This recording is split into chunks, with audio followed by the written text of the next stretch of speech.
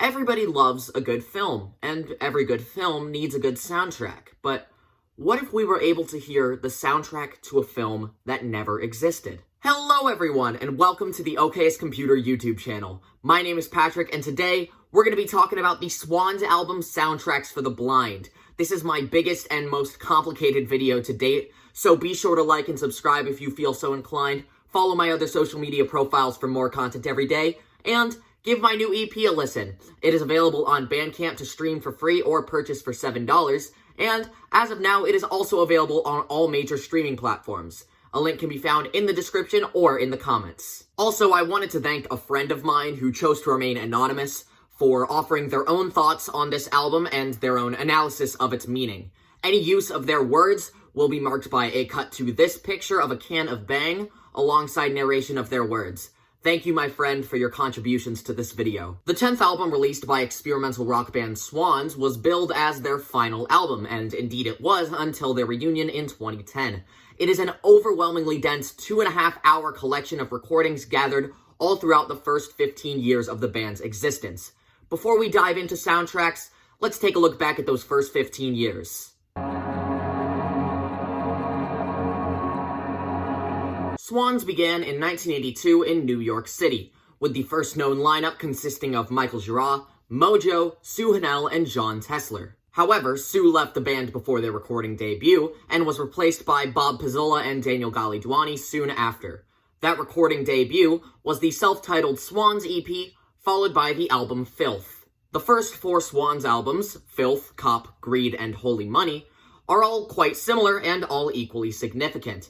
They feature very noisy and violent rock that often lacked structure and melody. Their hypnotic and repetitive drum patterns alongside the abrasive and extremely loud instruments were considered trademarks of the no-wave movement in the mid-80s. Despite comparisons to their no-wave contemporaries such as Teenage Jesus and the Jerks or DNA, a record like Cop or the live album Public Castration is a Good Idea sounds completely unlike anything that was made at the time. Gira took the sounds of no-wave and noise rock and pushed them to their absolute limit.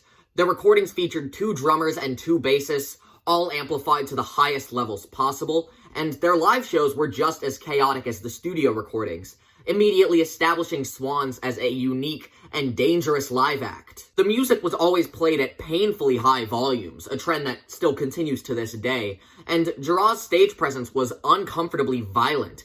He was very angry and physical on stage, going as far as to hurt and confront audience members. This also led to the universal rule that headbanging at a Swans show is strictly forbidden.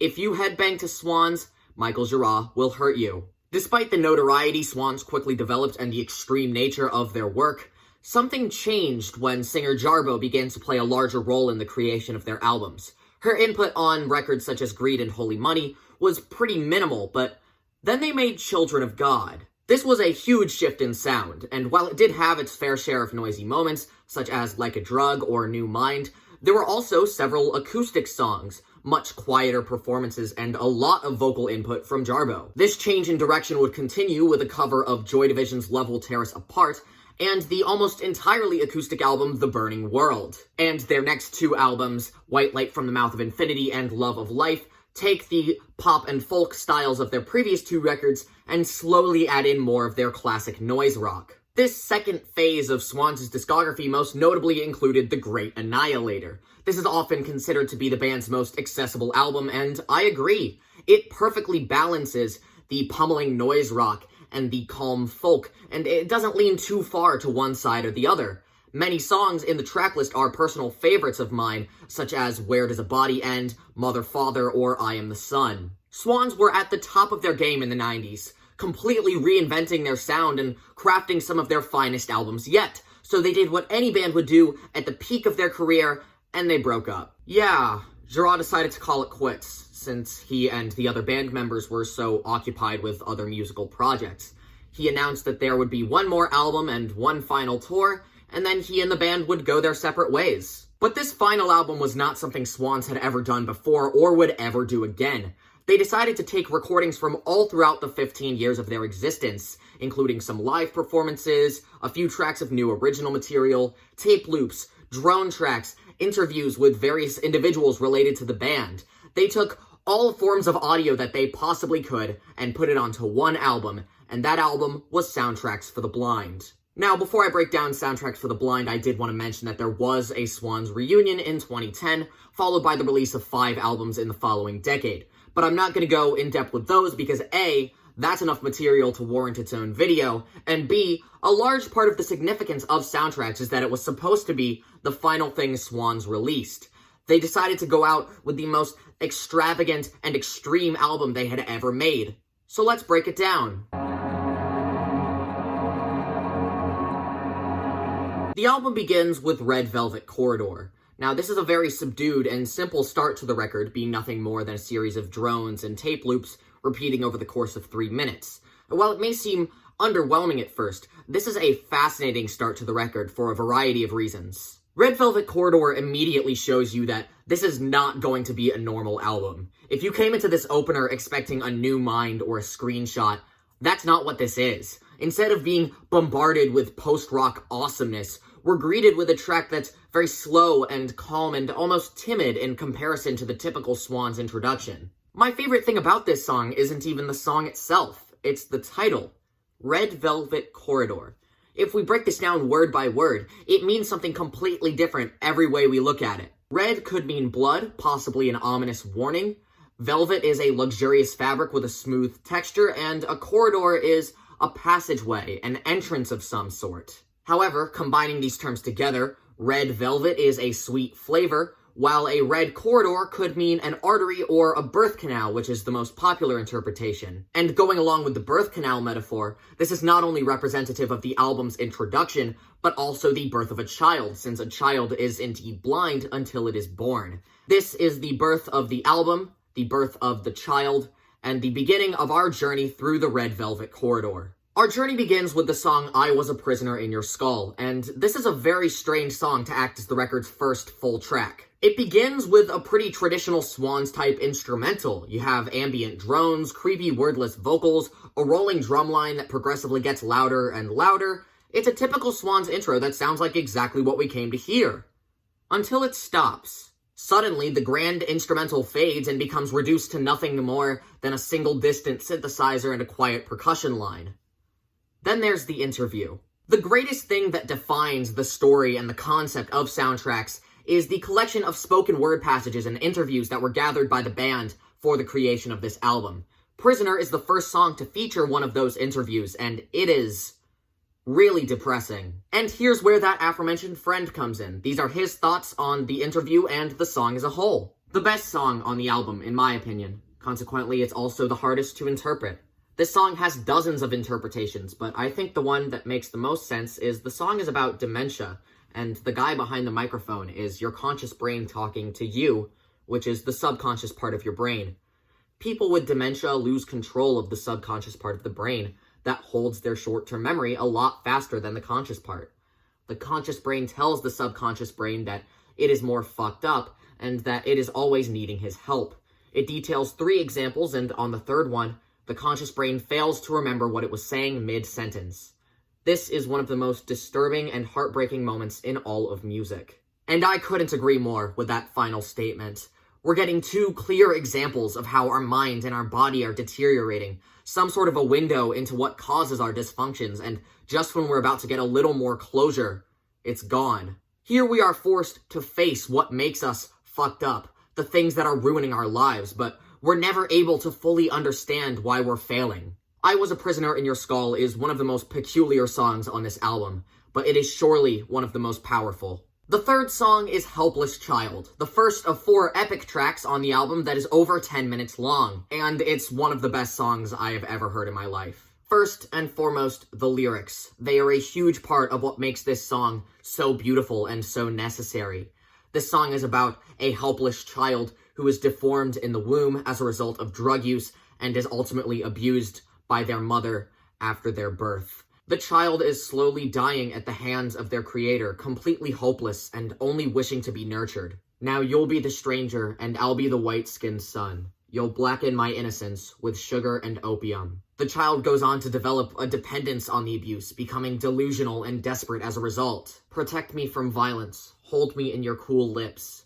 You'll drug me with kindness so I can pretend I exist. And when there is finally a moment of peace and clarity for the child, they long to see guilt, remorse, and revenge against the mother that destroyed them. You'll feed me with gasoline, I'll burn my name in your head. Helpless Child uses blunt and violent imagery sung with an appropriately somber tone to introduce the listener to just how morbid this album is going to be. Then we come to the instrumental. It begins as a sparse acoustic guitar progression backed by some luscious keyboards, and as the song progresses, the band slowly adds more and more instruments with electric guitars, bells, vibraphones, glockenspiel, synthesizers, strings.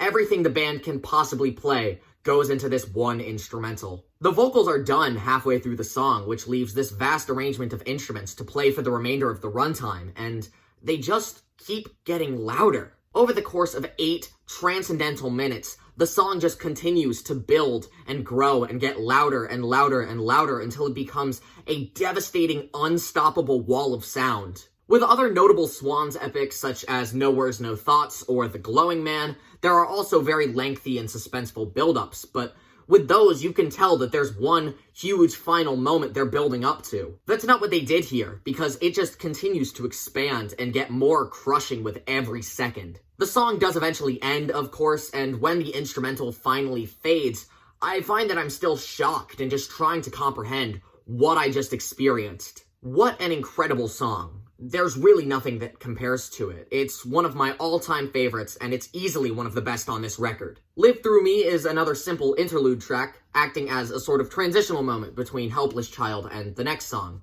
And like Red Velvet Corridor before it, there are still a lot of elements that make it a very engaging and fascinating listen. It's a song that's not very complex, but the multiple phases of the composition, as well as the beautiful interaction between the synths and guitar, make for a very fulfilling cooldown from Helpless Child. It's a very pleasant and peaceful moment, which is nice because the next song is totally insane. Yum Yab Killers is totally different from anything we've heard so far on the album, mostly because it's a live recording. The huge shift in sound quality is very noticeable, and so is the change in vocals. This is the first song on the album to feature singing from Jarbo. Yum Yab Killers is very groovy and fast-paced and repetitive, and it's almost catchy enough for you to forget how gruesome the lyrics are. Apparently, it's about a cult that eats babies. It goes into the details of them finding and hunting their victims, as well as a proud chant of "We are the Yum Yab." In case you don't know what Yum Yab means, it takes letters from mummy and baby, flips them around, and puts them together. They're basically saying they're mother and baby killers. This song isn't really nice to talk about. I mean, it's a great song, Jarbo's performance is electrifying, and the songwriting is top-notch, but it's not really fun to discuss, so let's move on. Next up is another drone track, and it's actually one of my favorite songs on the Silver Disc. It begins with the typical combination of foreboding tape loops and weird drone chords before moving into a second movement. And that second movement is one of the most compelling moments on this album. There seems to be a complete lack of melody here. It's like every single note that we heard in the beginning of the song has melted together into one ambiguous and oddly frightening chord. It's not relying on one specific tone, instead becoming a massive collage of sweeping synths that just won't stop playing. While the sound collage repeats, there is a sample of a child chanting, "It's a sunny day, it's a beautiful day." And this is actually a very old clip from a video of Jarbo as a young child, a great example of the immense effort putting into finding and incorporating samples into this album. It's also quite uncomfortable given how hypnotic the accompanying instrumental is. This too fades out into a brief finale and another excerpt from an interview. This one seems to be spoken by a prostitute or a phone sex worker who is talking about what she has to go through on a day-to-day basis. She describes her interactions with clients and how they do and say disgusting things, but then she says it's only disgusting if you look at it that way. It's hard to tell if what she means here is good or bad, if she's completely opposed to her client's actions or if she doesn't see it as disgusting at all. I find it so interesting that this was the interview they chose to end The Beautiful Days. It starts with a sample of a child singing, and it ends with someone saying this.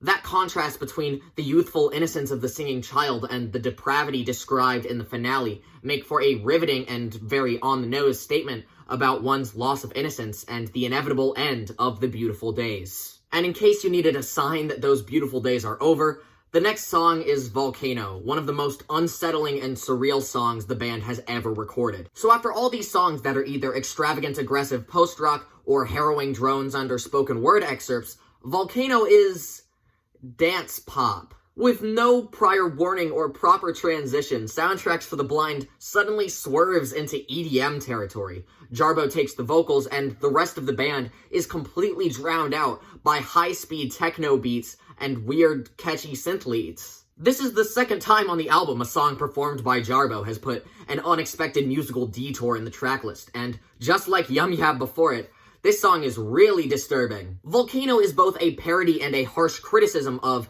modern dance and pop music, with the upbeat and cheery instrumental being a sharp contrast to the excessive, provocative, and disturbing lyrics. The protagonist of the song, named Kali, is some sort of a performer or singer, and Jarbo describes how she has been sexualized and idolized by her audience. She's finally achieved her childhood dreams of becoming a star, but the real Kali has been rendered useless by the sexual image she's been forced to portray. The song repeatedly states there's a star in her eyes and she knows it, and after she has clawed her way to fame, she continues to convince herself she is invincible. That illusion of stardom is pushed even further by the final lines in the song, where the perspective shifts away from Kali and over to the fans that idolize her. Her fans are exploiting and lusting over her to the point that they religiously worship her sexuality, saying that they would like to eat her breasts and know God. The repetition of that final phrase eventually takes over the original chorus.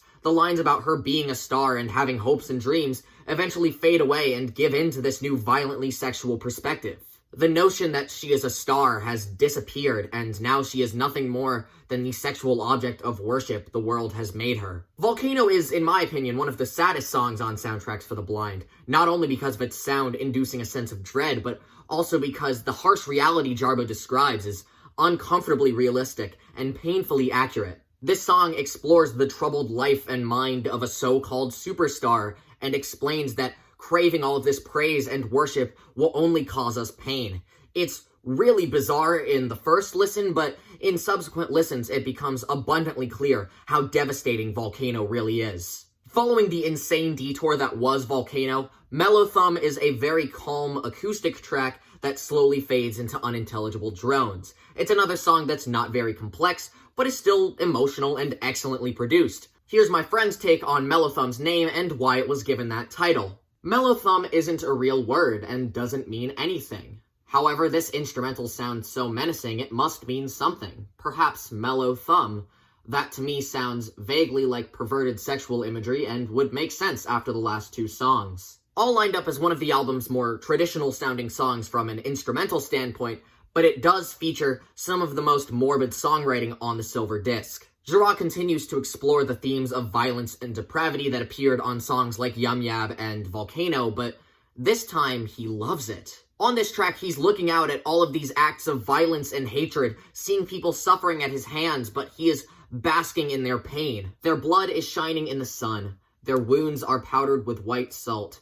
Their lips are shaping silent words. I see my name as it spills out. These people are in agonizing pain, but Jara just doesn't care. He feels good. He feels fine. He loves watching them die. It is horrifying to listen to, and the instrumental doesn't make it any less disturbing. During the vocal verses, Jara is backed by the hypnotic chiming of a bell, as well as some distant piano chords and indecipherable samples. After he recites that I feel good chorus, it immediately cuts to this insane instrumental B section that just sounds massive. There are so many layers of instruments playing so many things at the same time at such loud volumes. It is overwhelmingly powerful, made all the more shocking by how there's no transition. They just cut the tape and instantly demolish you with sound. This is another one of my favorites on the record, a truly unsettling but amazing song. Surrogate 2 is another drone, and although it's probably the least creative drone track on the silver disc, I'm alright with that. It works as a great coda for All Lined Up and a smooth transition into the next song,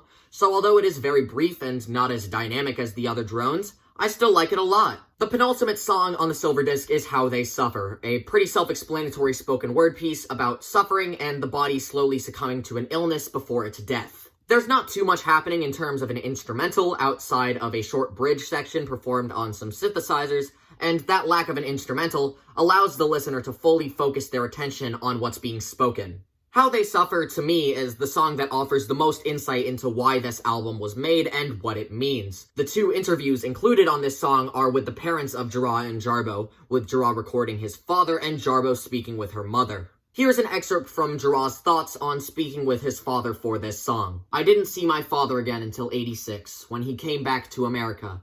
That's when I put water under the bridge and spent a great deal of time with him, interviewed him on cassette quite a bit. As I grew older, I realized the futility of being angry and just talked to him as an equal. I'm really glad. I used a snip of one of those interviews on How They Suffer.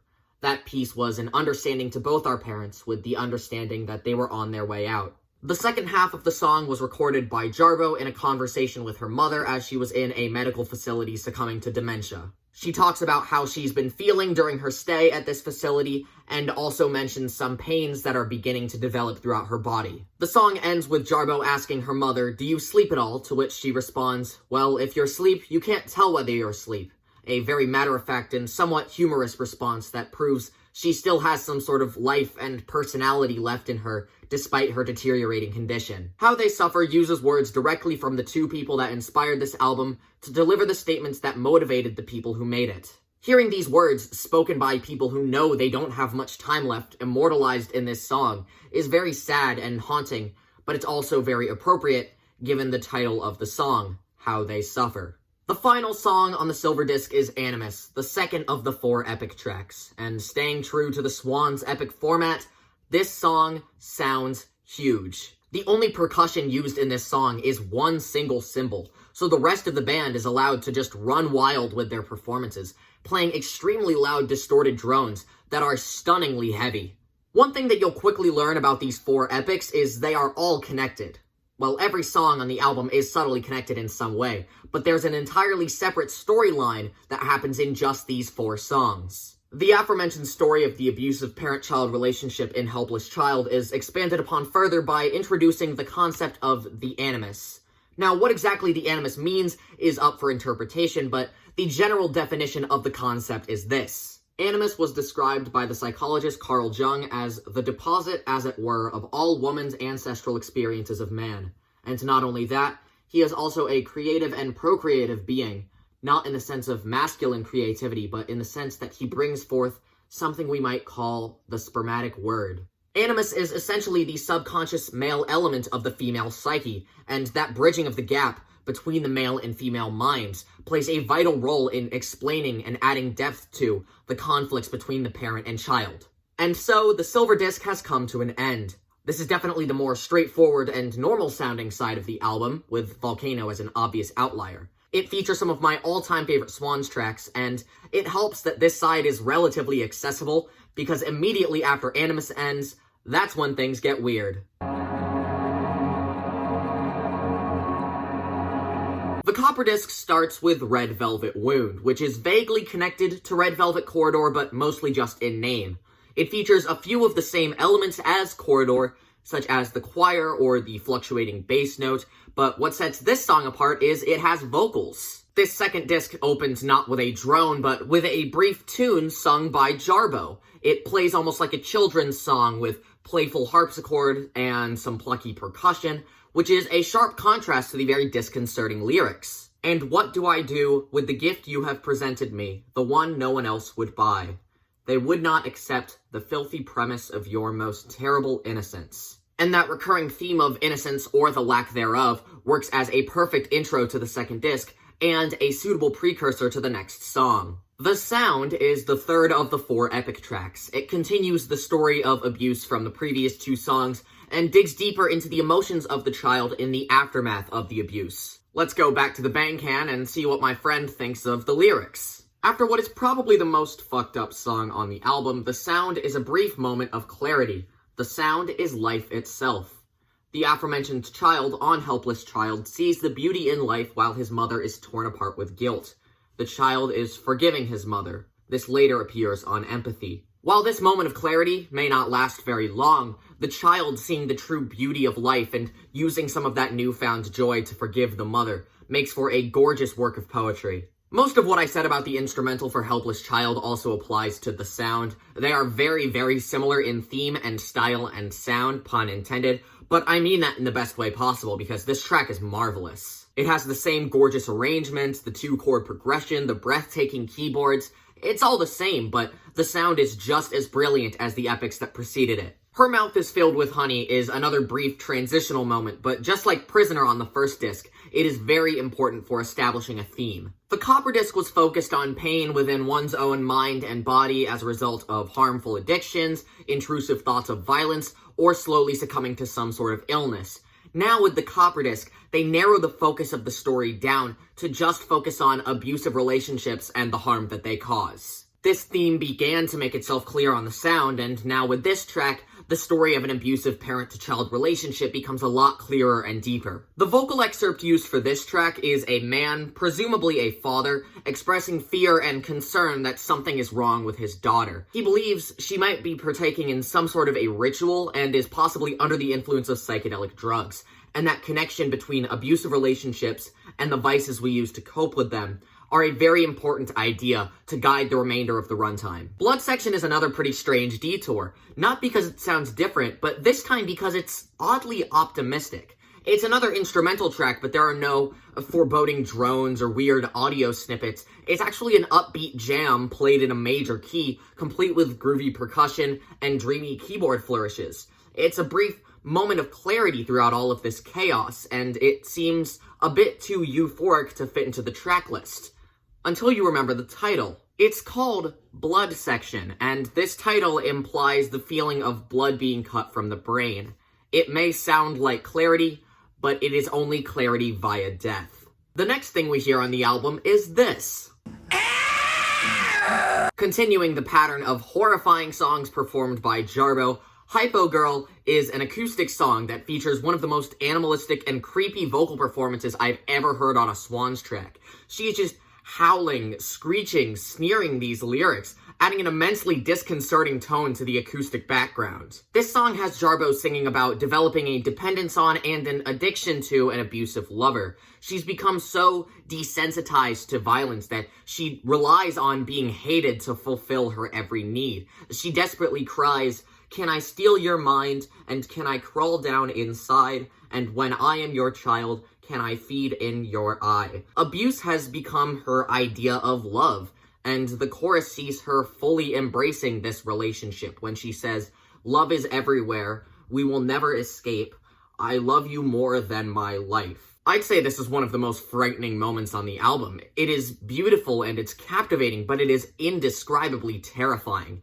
And it is just the beginning of this record's explosive final act. Mine is Something is another spoken word piece, and it's actually the first instance of an interview being used over multiple songs. This song brings back the sex worker from The Beautiful Days, but now something is different. She sounds so lost and empty and tired, like she's been completely drained of all emotion. She observes how the many terrible things that have happened to her throughout her life have left her feeling like she's lost a part of who she is. She is fully aware that she's not entirely herself, and she's just become numb. It is devastating, arguably more so than The Beautiful Days, and it's not made any easier to listen to by the very lethargic instrumental underneath it.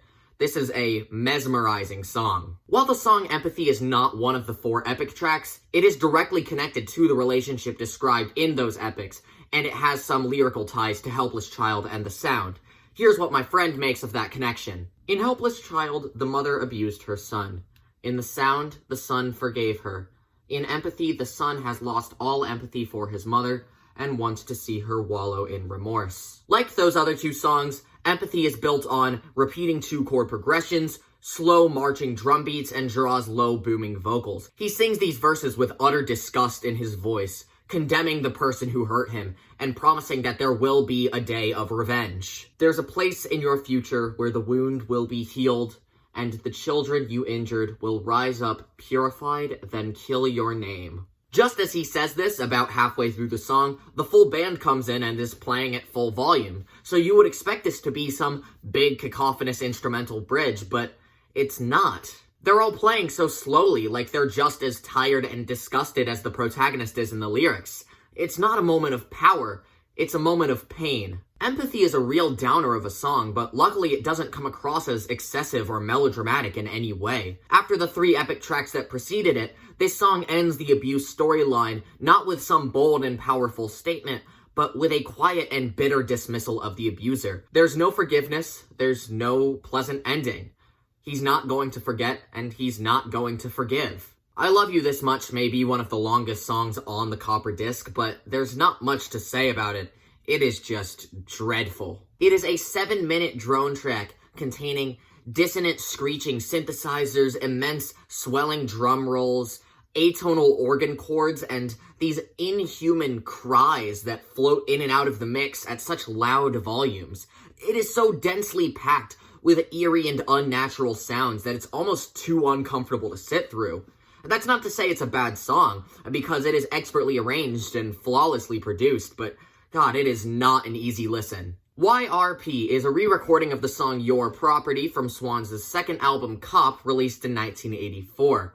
While I did like the band's decision to re-record one of their classic tracks and put it on this supposed final album, I was a bit hesitant going into this song because Your Property is one of the most relentless and chaotic songs they've ever recorded, so I was worried that it might not fit in with the track list. It was a strange choice, but with YRP they ended up altering the tone and the arrangement of the composition to create something that was brand new and completely different from its original in every way possible. Gone are the deafening percussion and down-tuned riffs distorted until they're incomprehensible. Instead, they trade in that noise rock madness for a slow-burn post-rock ballad with emphasis on keyboards and vibraphones. Things do eventually get louder in the finale, but it still feels a lot more controlled and reasonable than the original. I think that changing the overall vibe of the instrumental not only allows for this to feel right at home among the other post-rock tracks, but it also allows for a greater emphasis on the vocals. Cop was recorded when Gerard was the only vocalist in the band,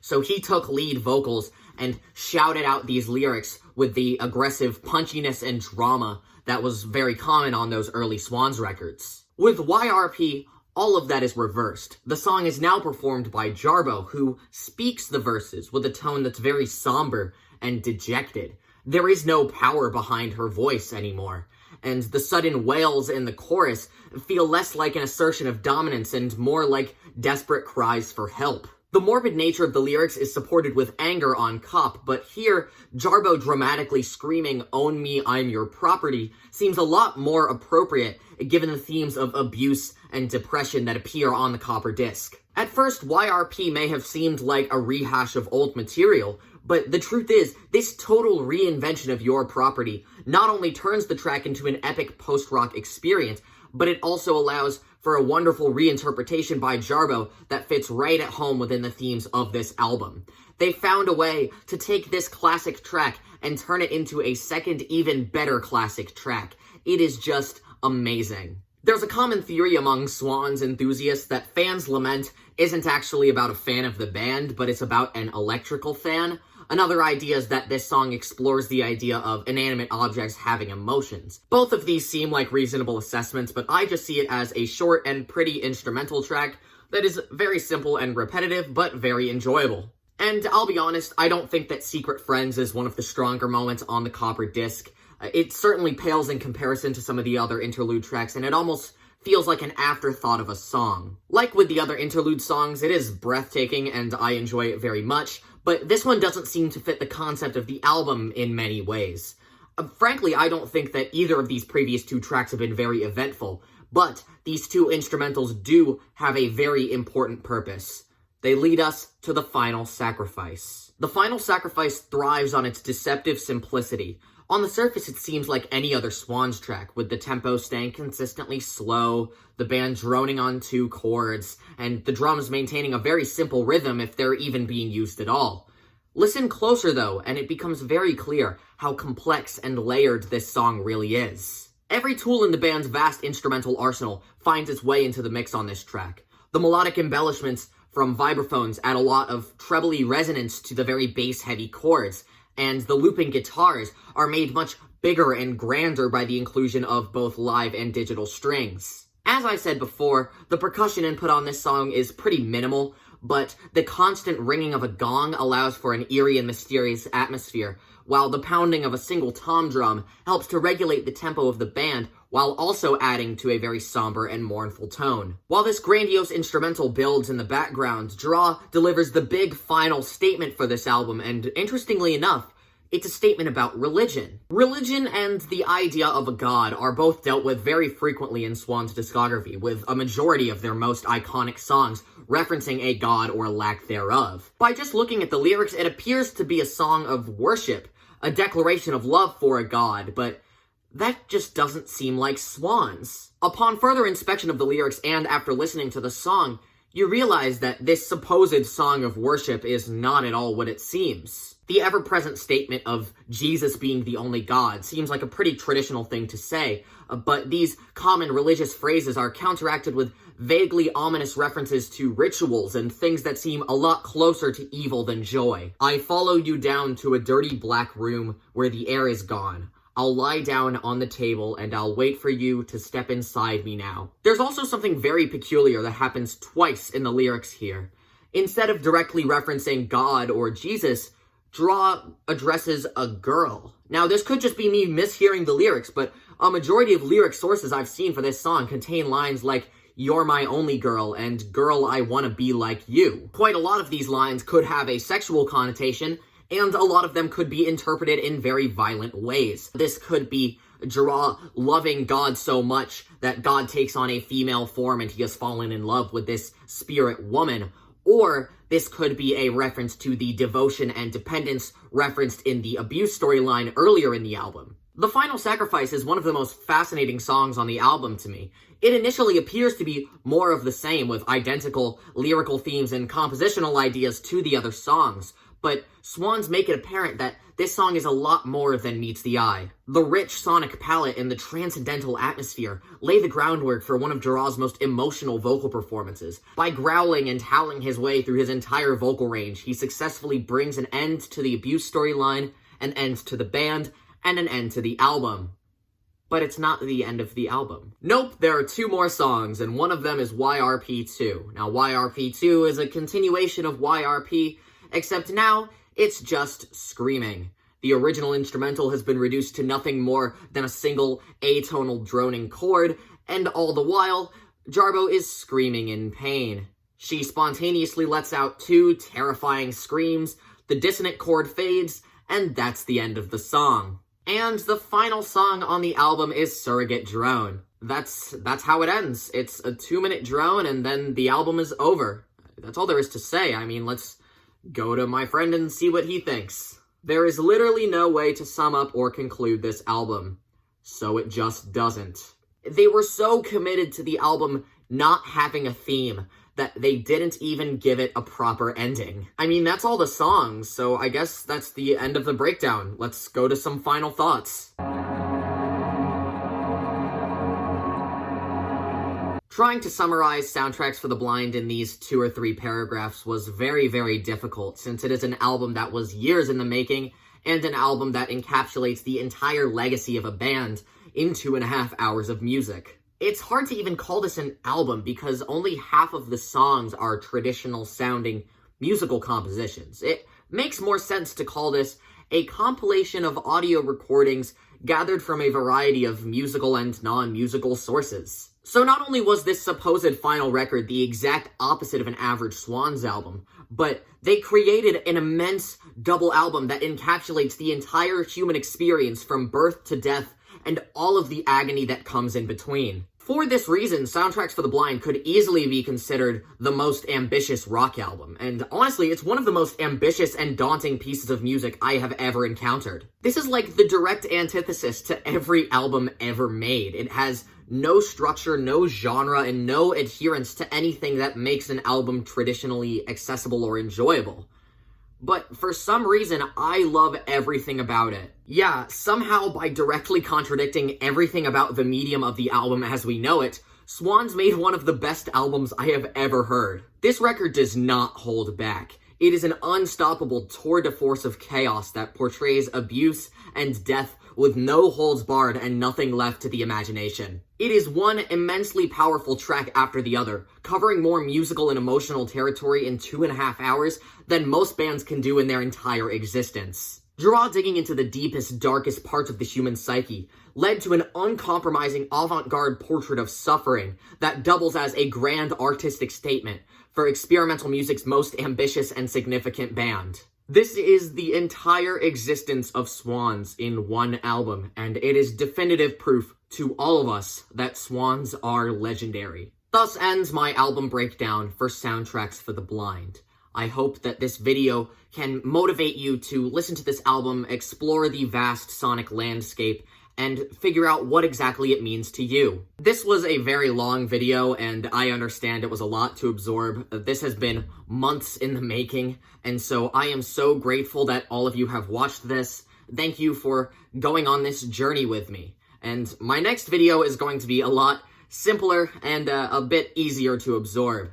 I will be talking about the evolution of Weezer. Weezer are one of the most polarizing and confusing bands of this generation, so I am very much looking forward to going through their discography and figuring out what exactly they did wrong and right throughout the past 25 years of their work. And that's the end of the video. As always, remember to like and subscribe if you feel so inclined, follow my other social media profiles for more content every day, and give my new EP a listen. I think you'll like it. Thank you all so much for watching, and I hope you all have a very nice day.